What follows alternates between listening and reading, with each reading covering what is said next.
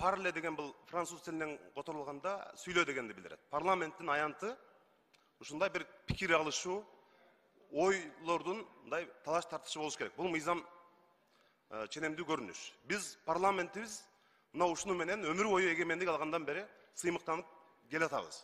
Мына Борбор Азия өлкөлөрүндө Кыргызстандын парламенти буга чейин дайыма ушунусу менен айрымаланып келген. Оппозиция дагы чыгыш керек, позициясы дагы чыгыш керек. Коомдогу актуалдуу болуп аткан маселелерге өзүнүн оюн пикирин айтат. Урматтуу депутаттар, биз парламентти аткаруу бийлиги тоготпой калды, сөзүбүздү укпай атат деп атабыз.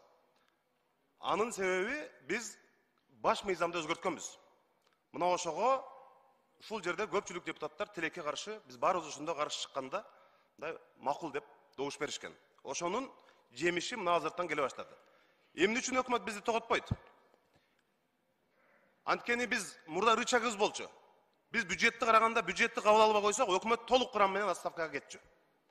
Эгерде биз өкмөттүн отчетун дагы кабыл албай койсок, өкмөт толук курам менен отставкага кеткенге аргасыз болчу. Азыркы баш мыйзам боюнча андай эмес. Келбей койсо дагы, мына эртең азыр баарыбыз кыйкырып атабыз, лидер фракциялар, депутаттар, эртең келбей койсо эмне кылабыз? Басып келбей койсо. Анда дагы бизде мындай рычагдарыбыз калбады баш мыйзам боюнча. Биздин азыр жалгыз күчүбүз, таянганыбыз мына ушул микрофон. Коомдук пикир. Элдик колдоо. Мына ошону менен гана биз өкмөттү кандайдыр бир элдин талабын аткарууга мажбурлай алабыз. Эми өлүм жазасы деп атасыңар. Коомдо талкуу кетти. Азыр кирип келе сактагы журналисттер тосуп алып, өлүм жазасына кандай карайсыңар деп атат. Урматтуу туугандар, жашы жетелек балдарды зордук зомбулукка кабылткандарды жанагындай өлүмгө чейин алып келгенди бүтүндөй кыргыз коому жектешибиз керек. Айыпташыбыз керек. Андай айванчылыкка баргандарды сөзсүз жектешибиз керек. Бирок азыркы сот системасы менен өлүм жазаны киргизгенибиз адилеттүү болобу? Балким ушинтип ура менен өлүм жазасын киргизебиз деп жогорку жетекчиликке ушундай идеяны берип азыр. Мына ошентип ошого барып жүздөгөн бейгүнөө адамдардын таптакыр күнөөсү жок өлүп кетишине себепкер болуп калбайлы? Мына ушундай сот системасы менен биз ошого бара алабызбы, урматтуу депутаттар? Туура, биз жанагындай адам чалыш айвандарды эч качан аябашыбыз керек. Бирок чын эле мына азыркыдай сот системасы менен канчаларда түрмөлөрдө канчалаган адамдар жатат, бейгүнөө. Мына ошолордун бардыгы ушундай сот системасы менен, адилетсиз система менен биз жүздөгөн, балким миңдеген адамдардын өлүмүнө кириптер болуп калганга биз муну терең ойлонушубуз керек. Андан башка да жазанын көп түрлөрү бар. Мына Казакстан быйыл эле өлүм жазасынан кайтты, тескерисинче.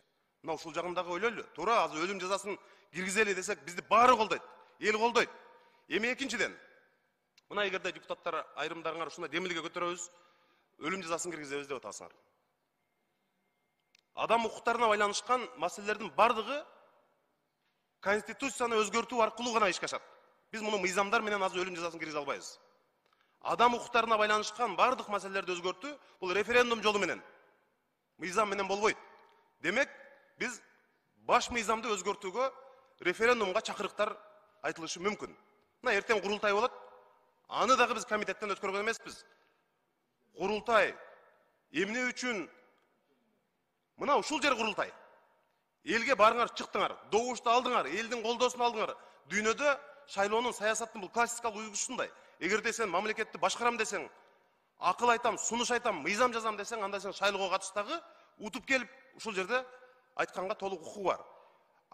Шайлоого катышпай туруп, өзүнүн кошунасы менен үй бүлөсүнүн колдоосун ала албаган кээ бир адамдар эмне үчүн курултайга келип алып, бүтүндөй кыргыз коомуна акыл үйрөтүш керек деген маселе ушундай. Эми ошол курултайда жазганда дагы жанагы райондун бюджетин карайбыз, акимдин жоопкерчилигин карайбыз деп жазып алышкан. Эртең курултайчылар, мына бул жерде талай сарбаш турат, аким болгон, мэр болгон, иштетпейт. Мен сенин маселеңи курултайда алып чыгам. Менин жол киремди төлөп бер дейт. Эми элдин баары андай эмес, бирок айрымдар чыгат да, ушинтип жанагы жергиликтүү бийликке тоскоолдук кылган. Ошон үчүн ушул маселени ойлонушубуз керек. Анткени алга дагы арга жок. Анткени Конституцияда жазылып калган. Эгерде мына референдумга бара турган болсок, урматтуу депутаттар, бийликти тең бөлүшүшүбүз керек. Парламенттин ролун ошол жерде күчөтүшүбүз керек. мына өлүм жазасы жана башка маселелер эгер референдумга чыга турган болсо, тең салмактуу бийлик кылалы. Парламент, президент, аткаруу бийлиги бирдей болсун.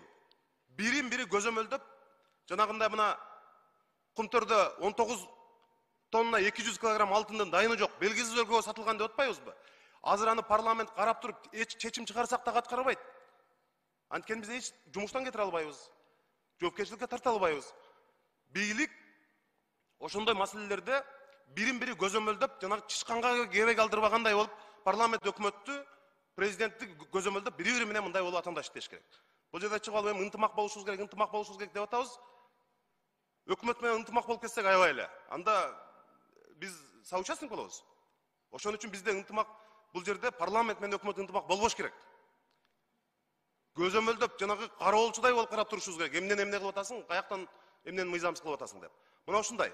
Эгерде референдумга бара турган болсок, ошондой демелгелер мына 2 күндөн бери айтылып атат. Мен угушум боюнча тиги бир топ аткаруу бийлигиндегилер дагы ошондой бир ойдо экен.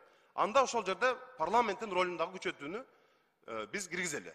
Мына ошону менен парламент өкмөттүк көзөмөлдөйт.